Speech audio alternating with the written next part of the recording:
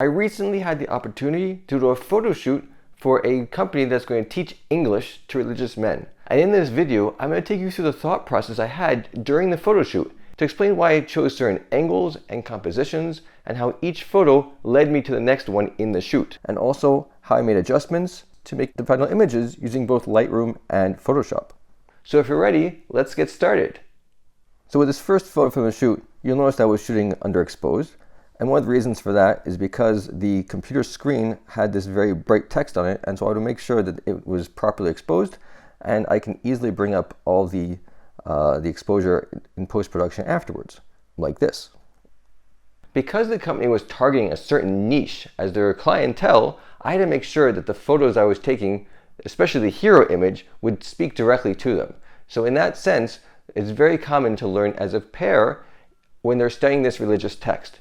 And so therefore this hero image idea, the concept behind it, was that they'd be learning together, but not learning this religious text, but rather learning in this program that the company was offering, right? However, the first thing that popped out to me, this area over here, this very bright area, there's a window right behind this bookshelf that was hitting this area, creating this light. So in the next shot, I moved it so that it would be not apparent. From here, I noticed another issue, which was these books over here were very bright compared to everything else in the background. And so I felt that was going to attract the eye too much to the background as opposed to our subjects. And so I wanted to move that. So in the subsequent picture, you'll see that I then rearranged the bookshelf so that those books are not in the area. From here, I felt that my background was decent, my subjects were set up properly, and I started to take photos. It was also very important that the people in the photos were not recognizable. So we were taking from the back side, and all the photos that we were taking are ways that includes people, but you can't identify who they were. So this one I consider my first photo. And what we could do to edit this is I would just first do the auto settings with Control U and see what that gives me. And that's pretty decent. From here, I like to edit it. I may bring up in using our tonal curves to bring up a little bit more light over here. Color as shot, I think we can make it a little bit cooler like this, and maybe we'll bring up the exposure just a little bit more. Right. So here I felt would be a very good first picture. The next picture is a little bit zoomed in, but I think it lacks a little bit because on this right side we're missing the shoulder, so it's getting a little bit tight on the edge here. So when you see the two side by side, hopefully you can see the difference between them and the border on the side here. So I wasn't as excited about this picture. Next set of pictures, I decided to ask one of them to be pointing at the book in the middle. That way it sort of guide the viewer's eye a little bit more to the center and also show a little more involvement between the two people and what they're doing. That's why I had one of them point. Now in this picture, you'll notice that even though I had moved the books over, they returned here. I didn't move over those blue books far enough, so they're back over here. And besides that, there's another issue on this picture that the lower area right here, there's this lighter part of, I guess, this wood structure, which also I'd like to remove. So we're going to do that in Photoshop. We can do that very easily. We're going to go to the spot eraser, removing tool, and we'll just click over here and remove that. Nicely done. And for this set of books over here, I'm going to zoom in. I'm going to switch to the quick selection tool and just select the blue like that. I'm going to make a new layer, curves, and just gently bring down the intensity of that. So now I'm going to zoom out and we see the before and after. Right, something subtle, but it looks better this way. Something also that I want to do in these photos is remove this line underneath here because it sort of separates between the two people. It's like, even though there's a computer and this book separating them, I want to try to make them I want to unite them as much as possible. So to do that, I would again go into Photoshop, zoom in here, and for this one I would take the stamp tool, select an area nearby, and just run it down. Now when I get to the the shadow part, it's important for me to pick an area that has part of the shadow on it so I can sort of see where I'm coloring in here, and I'll drag it down like that. See? Make it slightly lower. I want it to be looking like a straight line. It should look like it belongs there. And so that's much better. The next picture I took, you could see a little bit more of the person's hand versus before. It wasn't so, in Lightroom this doesn't have the corrections, but you can see that here, how much of the hand you can see here, and the next photo, you can see more of the hand, which is good. I like the fact that you could see even more of the people's shoulders and on both ends. However, now there's this area here, which is actually, I think it's a column that's blocking the bookshelf. The bookshelf runs behind here. And so I think ideally I'd like to have seen more of the bookshelf there and not having blocked off by this solid grayish color. So that's a slight negative in this picture. After a few shots that were at a wide angle, I decided that we should go into something closer. So here I got a close-up of the man pointing at the book with the text in the background. There were two things that bothered me about this shot. First is that his hand looks like it connects right to like his jacket maybe, and so I would like to see a sleeve there. So we fixed that in the next picture. And on top of that, also the words advanced vocabulary in the background are on the computer screen are quite blurry and hard to see. So that also needs to be addressed. So when you see in the next shot that I fixed both of those issues, first you can see where the sleeve ends, and the words are much clearer. However, there's an area on the bottom left which doesn't really fit in. You should actually see the whole book here, and maybe this is other person, whatever it is, but this is a little bit distracting. So I'd want to crop that out. So we can easily do that by just resizing it.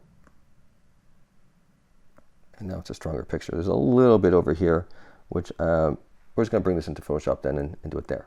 So in Photoshop, we're just going to go to this area over here, go to the remove tool, and just go over it, and it should get it no problem. Voila. And here we have a nice picture.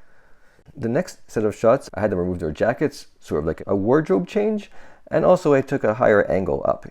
What don't I like about this picture?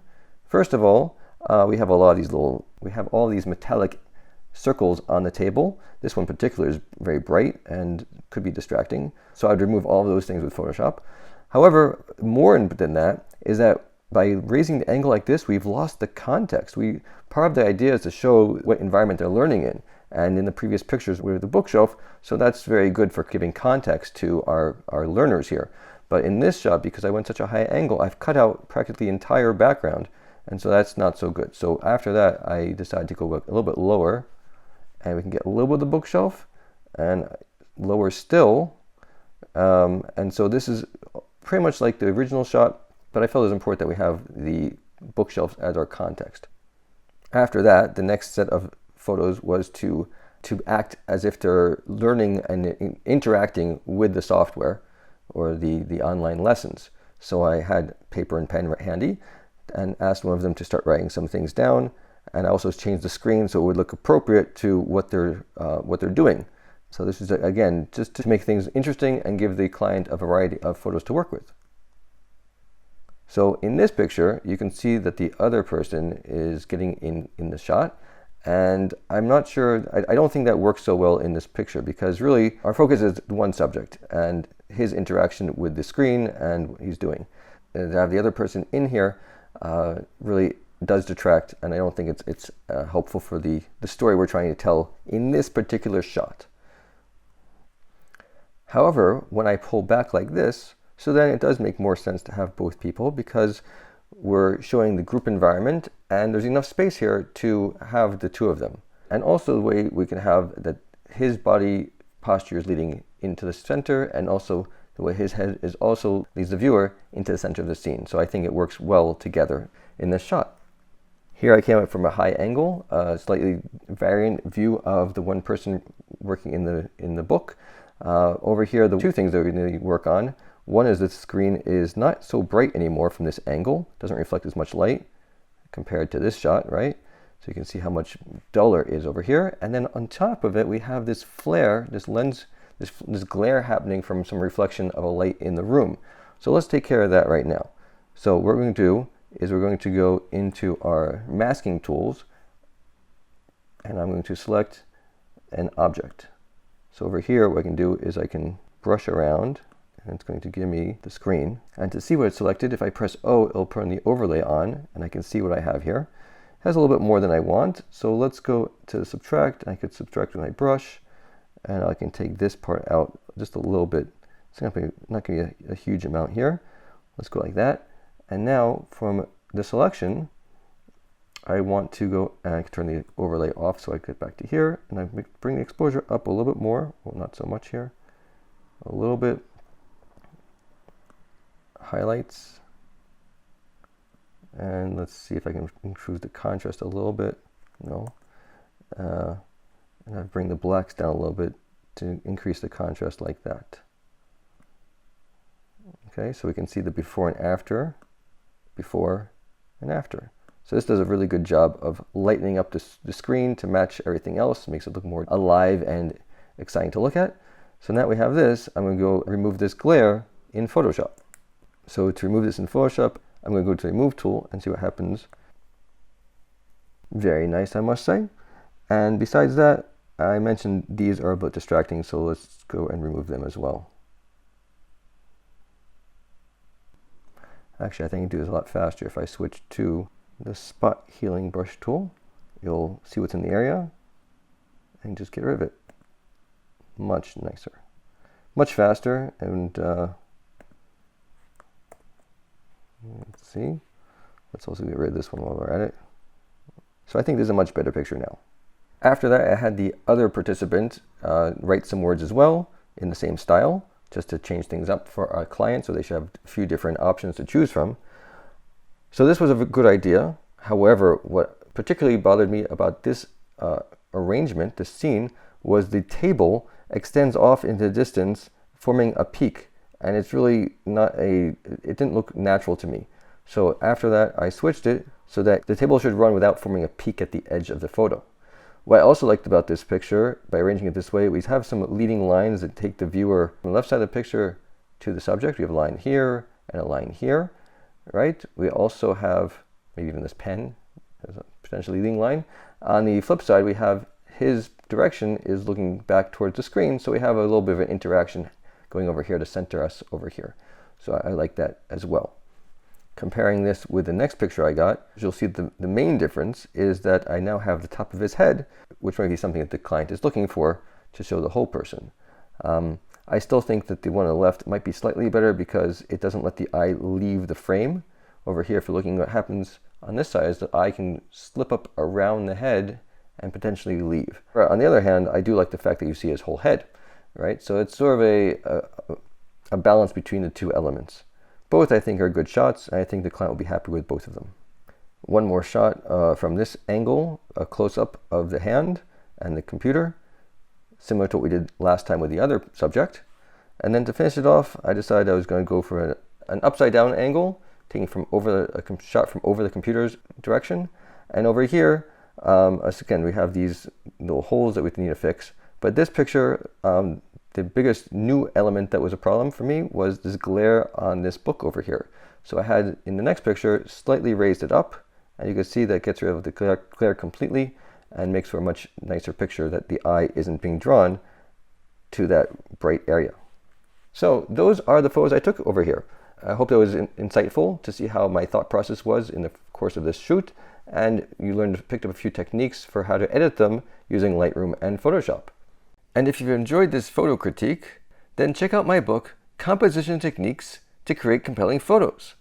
Chock full of examples and practical exercises, you'll learn how you can take your photography from good to great. It's available both as a paperback and digital download on Amazon. I'll leave links in the description below. Thanks again so much for watching, and I look forward to reading your comments and seeing you in another video.